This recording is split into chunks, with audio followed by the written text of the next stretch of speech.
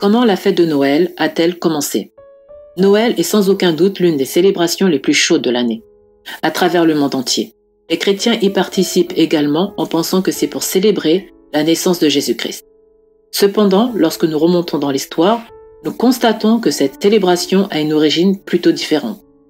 Mesdames et messieurs, aujourd'hui nous vous présentons 7 choses que vous devez savoir sur la fête de Noël.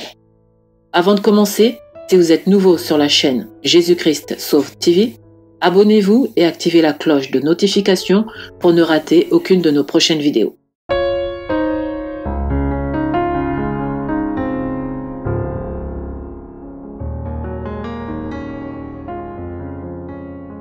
La première église de Jésus-Christ n'a jamais célébré Noël. Partout dans le monde entier, les chrétiens disent que Noël est la célébration de l'anniversaire du Seigneur Jésus-Christ. Cependant, nous tenons à vous informer que ni Jésus ni ses apôtres n'ont célébré son anniversaire. La première église instituée par le Seigneur Jésus-Christ dans le livre des Actes n'a jamais célébré Noël non plus, pas même une seule fois. Cela peut choquer certains d'entre nous qui sommes chrétiens, mais c'est bien la vérité. Si vous prenez le temps de lire tout le Nouveau Testament, vous constaterez qu'il n'y a aucune référence à Noël, ou la célébration d'anniversaire du Seigneur Jésus-Christ. Cela est tout simplement dû au fait que ni Jésus lui-même, ni ses premiers disciples ne l'ont célébré. Par contre, il y a un événement que notre Seigneur Jésus-Christ nous a commandé de célébrer. Il s'agit de sa mort et de sa résurrection. La Pâque. Nous célébrons la résurrection de notre Sauveur et Seigneur Jésus-Christ. L'empereur Constantin et le christianisme. Certaines des informations suivantes, des points 2, 3 et 4, ont été recueillies dans un programme diffusé sur une chaîne de télévision. Voici ce que le présentateur a indiqué. Pendant les 300 premières années après la crucifixion du Christ, les chrétiens ont subi l'emprisonnement et la mort aux mains de l'Empire romain. Tandis que la déesse égyptienne Isis et la déesse grecque Déméter et le dieu perse Mitra étaient adorés librement. Lorsque Constantin est arrivé au pouvoir, en 306 après Jésus-Christ, la religion dominante était le mitraïsme, mais Constantin s'est progressivement converti au christianisme. En conséquence, le christianisme est devenu la religion d'État et les fonds publics ont été utilisés pour construire les églises. C'est Constantin qui a commandé la construction de l'église de la Nativité à un endroit, à Bethléem, supposé être le lieu de naissance exact du Christ. À la fin du IVe siècle, les anciennes formes de culte avaient été interdites et le christianisme a commencé à se répandre à travers le pays. Noël et ses origines. Le mot Noël vient du latin « dies natalis », qui signifie « jour de naissance ». Le 25 décembre, jour du solstice d'hiver, était pour célébrer l'anniversaire du Sol Invictus, qui veut dire le soleil invaincu. L'encyclopédie britannique dit ceci: les Saturnales sont devenues la plus populaire des fêtes romaines, et son influence se fait encore sentir dans le monde occidental. Initialement le 17 décembre. Il a ensuite été prolongé à 7 jours, ce fut le plus joyeux festival de l'année. Tous les travaux et affaires étaient suspendus, les esclaves avaient la liberté temporaire de dire et de faire ce qu'ils voulaient. Certaines restrictions morales étaient assouplies et des cadeaux étaient échangés. L'influence des Saturnales et les célébrations de Noël et les nouvelles années étaient directes. Ceci est pour dire que pendant les festivités, personne ne travaillait sauf ceux dont le but était de fournir la nourriture, des boissons et des divertissements. Les maîtres et les esclaves devenaient égaux, et il y avait beaucoup de festins, de danses et de jeux d'argent et de réjouissances générales.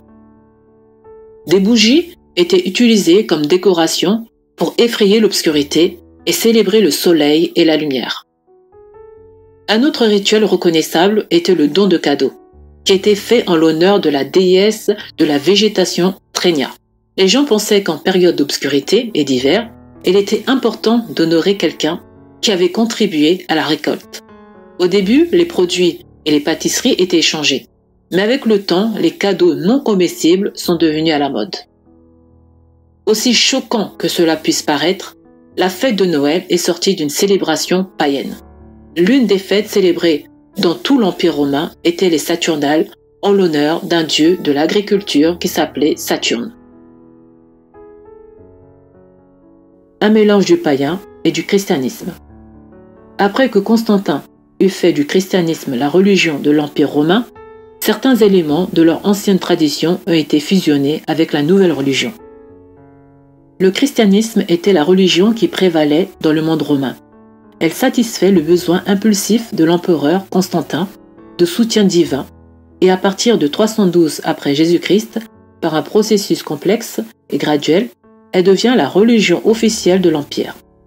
Pendant un certain temps, les pièces de monnaie et autres monuments ont continué à lier les doctrines chrétiennes au culte du soleil, auquel Constantin avait déjà été accro.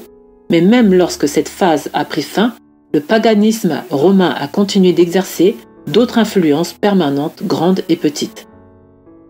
Le calendrier ecclésiastique conserve de nombreux vestiges de fêtes pré-chrétiennes, notamment Noël qui mélange des éléments comprenant à la fois la fête des Saturnales et la naissance de Mithra. L'origine du sapin de Noël. Le site gerbeau.com indique que, avant d'être une fête chrétienne, Noël et les jours qui entourent le 25 décembre correspondaient à une célébration païenne. Cette période autour du solstice d'hiver, jour de l'année où la nuit est la plus longue et le jour le plus court, est en effet chargée de symboles. À partir du solstice d'hiver, les jours commencent à s'allonger. Cette date représente le retour de la lumière, le renouveau de la nature et la renaissance de la vie. Les Romains, dans l'Antiquité, mais aussi plus tard en Europe du Nord, en avaient coutume d'utiliser les branches d'arbres à feuillage persistant, et donc verts en toute saison, sur lesquels l'hiver n'a pas d'effet pour décorer les maisons et y faire entrer la vie et chasser les mauvais esprits. Les premiers écrits faisaient mention de sapins décorés, datent de la moitié du XVIe siècle et son origine alsacienne. C'est surtout en Allemagne et en Alsace que la tradition s'est développée. La guerre de 1870 avec l'exil des Alsaciens a permis la diffusion du sapin de Noël un peu partout en France, dans les milieux aisés. Celui-ci est réellement démocratisé dans les années 1920 avant de connaître, après la Seconde Guerre mondiale, le succès qu'on lui connaît. Lorsque nous lisons la Bible dans le livre de Jérémie 10, Dieu nous dit ceci: « Entendez la parole que le Seigneur vous parle, ô maisons d'Israël. Ainsi dit le Seigneur, n'apprenez pas le chemin des païens et ne soyez pas consternés des signes du ciel, parce que les païens en sont consternés, car les coutumes des peuples sont vaines. Parce que quelqu'un coupe un arbre de la forêt, l'ouvrage des mains de l'ouvrier avec la hache. On l'embellit avec de l'argent et de l'or, on le fixe avec des clous et des marteaux pour qu'il ne se déplace pas. » Ici, nous voyons bien que le Seigneur nous interdit de mettre des sapins de Noël dans nos maisons.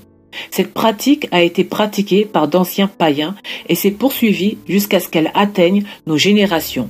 Mais Dieu dit toujours non à cela. L'origine du Père Noël. Selon les traditions occidentales, dans la nuit du 24 au 25 décembre, un certain Père Noël fait le tour du monde en un temps record pour apporter des cadeaux à tous les enfants sages. Mais qui est-ce, ce Père Noël, et quelle est son origine ? Le site Futura Science indique ce qui suit. En Europe, fêter l'arrivée de l'hiver autour d'un repas et en échangeant des cadeaux constitue une tradition païenne ancestrale. Mais ce n'est qu'au Moyen Âge, avec l'intervention de l'Église catholique, qu'apparaît autour de ces festivités le premier personnage de légende, Saint Nicolas.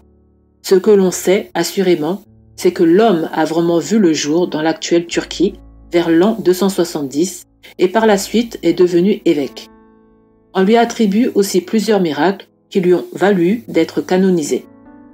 En Europe du Nord et de l'Est, et même dans certaines régions de France, Saint Nicolas, le patron des écoliers, est toujours fêté.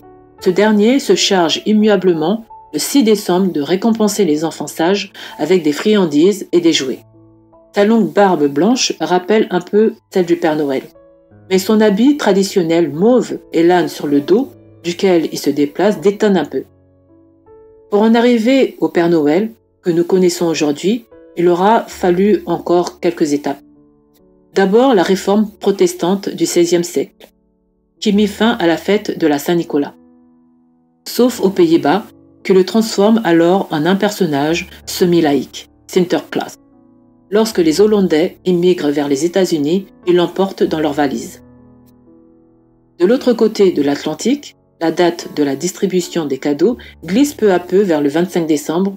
C'est un pasteur du nom Clément Clark Moore qui transforme dans 2 textes publiés, en 1821 et en 1823, Saint Nicolas en un personnage plus doux et souriant, à la limite du débonnaire, et dépouillé de ses attributs épiscopaux. Dans l'aventure, celui que l'on nomme alors Santa Claus a aussi gagné un bonnet et des règnes pour tirer son traîneau rempli de présents.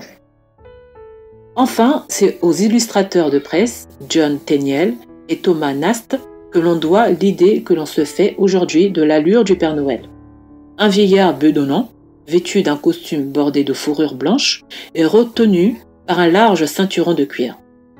C'est également Thomas Nast qui a établi en 1885 la résidence principale de Santa Claus au pôle Nord.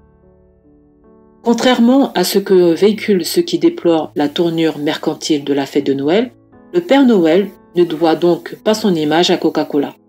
La marque de soda n'a fait que s'appuyer sur la célébrité du vieux bonhomme pour en faire sa publicité. Tout juste a-t-elle peut-être fait pencher la balance vers le rouge, car à cette époque, le Père Noël semblait encore hésiter entre le rouge et le vert. En France, ce n'est qu'à la Seconde Guerre mondiale que le personnage est réellement rendu populaire dans l'Hexagone. Par les soldats américains, en 1946, la célèbre chanson Petit Papa Noël rend ainsi hommage aux enfants qui ont perdu leur père à la guerre.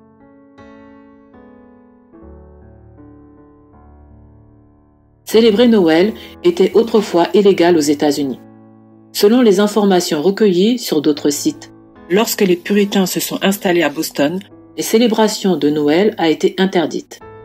De 1659 à 1681, toute personne surprise en train de fêter Noël s'exposait à une amende pour avoir célébré la journée autrefois païenne. Cependant, après la guerre révolutionnaire, le nouveau congrès a trouvé le jour si peu important qu'il a même tenu la première célébration le 25 décembre 1789.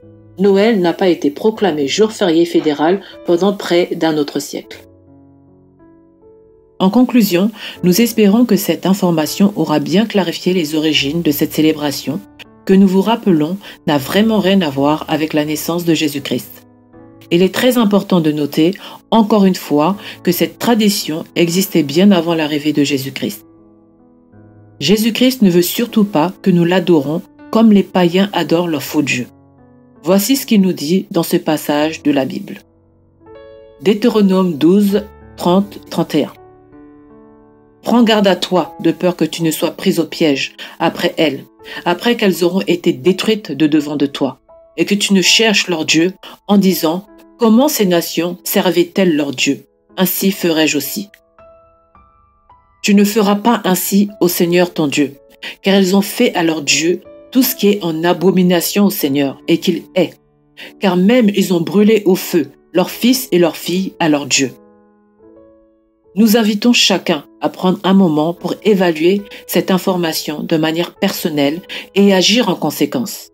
Puisque notre Seigneur Jésus-Christ et ses disciples n'ont pas célébré son anniversaire, il est clair que nous ne devons pas non plus le célébrer. Que le Seigneur Jésus-Christ vous bénisse et on se dit à la prochaine dans notre nouvelle vidéo.